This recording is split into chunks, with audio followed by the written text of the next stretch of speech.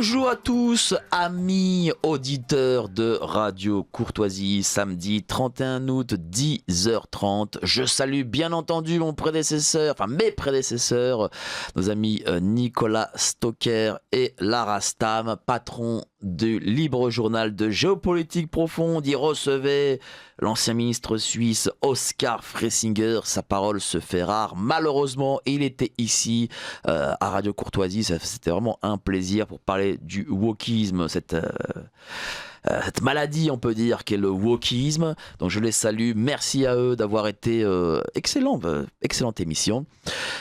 Bien entendu, je salue Patrice qui est à Lente, qui est au standard. Il va prendre toutes vos questions, tous vos commentaires et je sais qu'ils seront excessivement nombreux parce que là, on va parler de sujets que vous aimez tant. Voilà, on va parler de crise sanitaire, on va parler de la façon dont les médias, les grands médias, les médias subventionnés ont parler de cette crise sanitaire. Il y a eu des dernières nouvelles qui ont fait le buzz, évidemment contre ceux qui luttent pour la vérité. Et lorsqu'il y a eu derrière ça, on va dire, ce qui n'allait pas dans leur sens, bien entendu, les médias n'en ont pas parlé, mais nous, ici, on en parle. Je salue évidemment la sublime, la magnifique, la merveilleuse Virginie à la réalisation qui est là, je crois, depuis 6h du matin et qui n'a pas pris de vacances.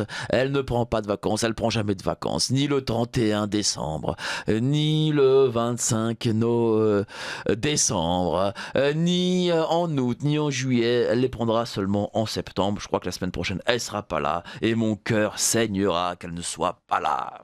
Vraiment.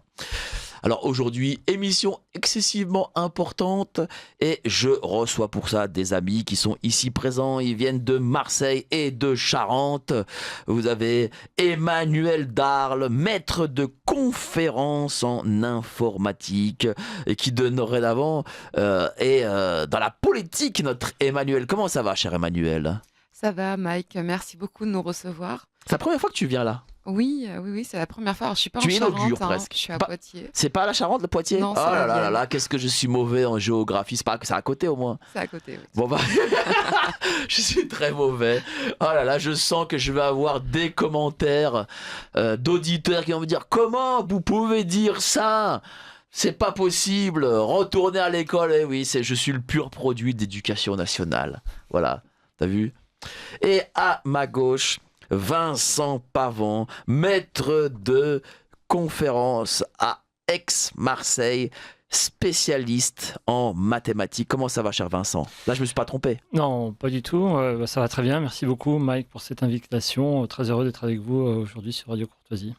Bon, il y a eu une information qui est passée, je crois, il y a 2-3 mois de cela, sur l'hydroxychloroquine. On en a dit tant de mal sur l'hydroxychloroquine. Il paraît qu'elle a fait... elle a tué des gens par milliers, tombés comme des mouches, tous ceux qui prenaient de l'hydroxychloroquine. Pourtant, je crois que c'est un médicament qui a cours depuis très longtemps, je crois, depuis des dizaines d'années, non ? Tout à fait. Hein ? Ouais. Qu'est-ce que c'est exactement l'hydroxychloroquine ? Est-ce que vous le savez ? Alors, je sais que vous n'êtes pas médecin, vous n'êtes pas docteur, vous n'êtes pas scientifique à ce niveau-là, mais bon, allez, on va dire grossièrement. C'est un traitement en fait qui traite contre le paludisme principalement. Et donc, c'est administré dans beaucoup de pays, notamment en Afrique, etc. Les effets sont très bien connus, ils sont très bien supportés. Beaucoup rapportent qu'en fait, ils prennent ça comme des tic-tac, en fait. Et donc, si l'hydroxychloroquine était si dangereuse, en fait, elle n'aurait pas été prescrite depuis plus de 60 ans. Voilà. Tiens, j'ai envie d'ouvrir une parenthèse, parce que j'ai envie de parler du petit parcours politique, du grand parcours politique d'Emmanuel. J'ai envie de le faire quand même. Donc voilà, j'ai ouvert la petite parenthèse politique. Tu as été candidate pour le RN aux législatives. Tu as fait une très belle campagne. Je t'ai suivi, tu sais que je t'ai beaucoup suivi. Merci. Alors effectivement, je me suis présentée en tant que candidate au Rassemblement national pour la Circo 1 de la Vienne. On a fait une très bonne campagne avec mon équipe, que je salue d'ailleurs et que je remercie. Et voilà, malgré tous les mensonges qui ont été véhiculés par les médias, hein, Mais oui, j'ai vu Conspiracy Watch a fait Oui. un article sur toi en disant que c'est la candidate anti-vax. Ah, j'ai eu le droit à Libération, j'ai eu le droit aux Parisiens, j'ai eu le droit à 20 minutes avec des propos totalement calomnieux, hein, qui ont fait l'objet d'une plainte. Et donc, ils ont raconté que j'avais dit que les vaccinés mettaient des ondes Bluetooth, des choses comme ça, pour me faire passer pour une farfelue, ce qui n'est pas le cas. N'en reste pas moins que je me suis immiscée au second tour et j'ai fini deuxième dans la triangulaire devant une candidate notamment qui est extrêmement connue en fait dans ma circo elle siège au conseil départemental, elle est maire, elle est un petit peu partout. Elle cultive les mandats comme certains cultivent les tomates. Voilà. Et, et donc, T'as pas eu droit au front républicain.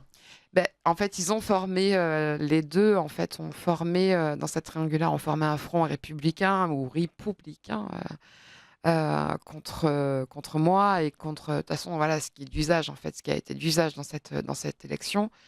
N'en reste pas moins que, de toute façon, ce sont les citoyens qui votent et qui décident.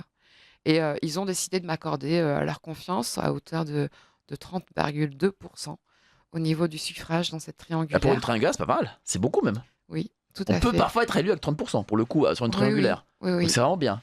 Oui, Sur alors, une terre de gauche en plus. tout à fait, sur une terre qui est extrêmement encline à être à gauche, hein. Et moi, j'ai accepté de débattre. On a beaucoup préparé les débats avec mon équipe.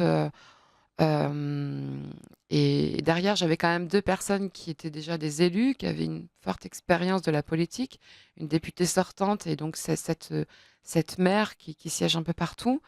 Et je pense que je m'en suis sortie très honnêtement, et enfin, de façon très honnête. Et comment tu juges ces premiers pas en politique? Tu as vu un peu ce monde-là? Alors, très sincèrement, moi, j'ai adoré rencontrer les gens et j'ai adoré aller justement discuter avec eux et entendre leurs problèmes. Alors, moi, les problèmes de ma circo, je les vis tous les jours, hein, parce que justement, en fait, j'habite dans cette circo. Je sais, en fait, les bons côtés, les mauvais côtés, et ce qui manque, etc. Et puis, moi, j'ai vraiment beaucoup aimé. On a fait, je pense, on a réussi une implantation, ce qui n'avait pas été fait auparavant. On a doublé le score du Rassemblement national dans la circo par rapport à 2022. Ça a été un très gros travail. Et d'ailleurs, à ce titre, je souhaite saluer mon directeur de campagne, Stéphane Lotte, qui est président de la ruralité citoyenne, vice-président des maires ruraux de France. Et donc, il m'a beaucoup aidé, m'a beaucoup apporté. Et c'est grâce à lui, finalement aussi. Voilà. On salue notre ami Stéphane Lotte, voilà, qui a fait une belle. Il était quoi, suppléant aussi ou pas? Non, il Il était juste directeur de campagne, on le salue. voilà. Hein. Voilà, les directeurs de campagne, c'est très important. Hein. Tout à fait. Très, très important. Et donc, du coup, tu es dorénavant engagé en politique et tu iras, j'imagine, dans d'autres élections? Alors, bien sûr, je le souhaite, hein, je souhaite rester engagée en politique. Là, en ce moment, il y a des restructurations autour des fédérations. Donc, je ne peux pas en dire plus. C'est le Très bien. siège. C'est Ok. le siège du Rassemblement national qui décidera de toute façon. Cher Vincent, c'est important que des gens comme vous qui ont milité contre les mesures de la crise sanitaire, eh bien, aient leur voix en politique et soient dans les grands partis. Ça prouve qu'en fait, ce qui s'est dit, ce que vous avez dit, ce sur quoi vous avez milité, c'était pas les bêtises que racontait Conspiracy Watch. Tout à fait, Mike, vous avez raison de le souligner. Et, ce qui manque aujourd'hui, je crois, en France, c'est cette idée que les scientifiques vont pouvoir, main dans la main avec les politiques, justement faire les bilans un peu de tout ce qui s'est passé. On le voit aux États-Unis, ça se passe de manière assez pugnace, avec donc deux sénateurs républicains, Ron Johnson et Rand Paul, qui sont vraiment engagés dans la lutte contre la corruption. On voit passer quelque chose qu'on aurait bien voulu voir passer en France, qui est aux États-Unis, donc l'alliance entre Robert Kennedy Jr. et Donald Trump sur les questions justement de santé, de Big Pharma et de lutte contre la corruption de Big Pharma, qui est un des chevals, vous savez, de bataille de Robert Kennedy Jr. On avait eu au niveau européen cette on va dire cette entente, alors pas cette alliance, mais entre Michel Rivasi et Virginie Joron, qu'il faut vraiment saluer ici, qui sont vraiment deux grandes dames effectivement de la politique durant cette crise, qui ont donné la parole aux scientifiques et qui, vous le savez Mike, était donc à Saintes alors, en 2023. Virginie Joron, Michel Rivasi avait dû décliner, hélas, sous la pression de son propre parti. On l'a appris après, qu'il avait fait une espèce de procès de Moscou, lui demander de se justifier parce que, vous vous souvenez, Michel Rivasi avait co-signé avec Virginie Joron la préface du livre de Christine Coton, justement, sur tous vaccinés, tous protégés, point d'interrogation. Et donc, ça lui avait été amèrement reproché par l'establishment des Verts, qui lui avait fait comme ça une convocation dans une espèce de conseil disciplinaire. Ça avait été atroce pour elle.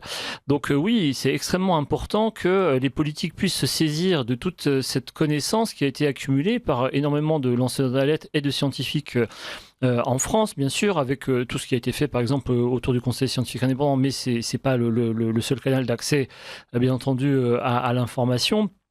Et la seule chose qu'on peut regretter, c'est qu'il n'y ait pas assez finalement de partis politiques. On nous a souvent reproché, à nous les scientifiques critiques, d'être uniquement finalement à coquiner avec une droite qui serait fatalement totalitaire, l'extrême droite la pire, celle dont on dit voilà qu'elle représente un nouveau Vichy en France aujourd'hui. Tout ça, c'est évidemment complètement faux, c'est des foutaises sans nom.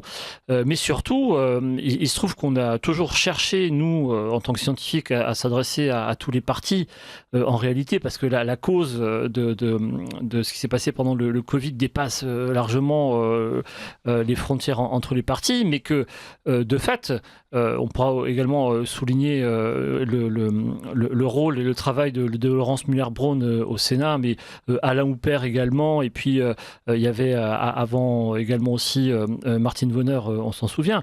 Mais c'est vrai que du côté de la gauche, on a toujours été extrêmement déçus de voir que personne ne prenait ça très au sérieux, et c'est vrai que aujourd'hui, force est de constater que ce sont plutôt les partis conservateurs, disons, qui ont pris ça très au sérieux, comme ça l'a été d'abord aux États-Unis, avec néanmoins quelque chose qui, pour moi, pourrait, pourquoi pas, être quelque chose qu'on importe en France, cette alliance entre les démocrates et les républicains, Robert Kennedy Jr. et Donald Trump, sur ces questions de corruption dans l'industrie pharmaceutique qui nous occupent aujourd'hui avec la chloroquine.